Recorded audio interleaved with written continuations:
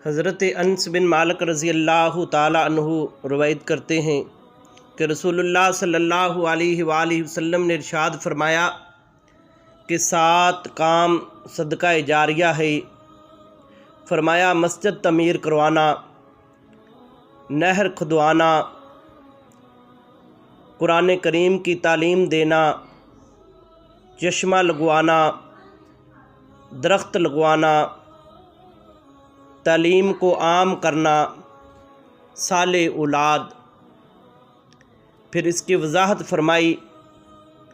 فرمایا کہ جس کسی شخص نے مسجد کی تعمیر کروائی، جب تک اس میں نمازی نماز ادا کرتے رہیں گے تو اس مسجد کی تعمیر کروانے والے کو اللہ جل شانہ اجر و ثواب اس کے نامہ اعمال میں لکھتا رہے گا۔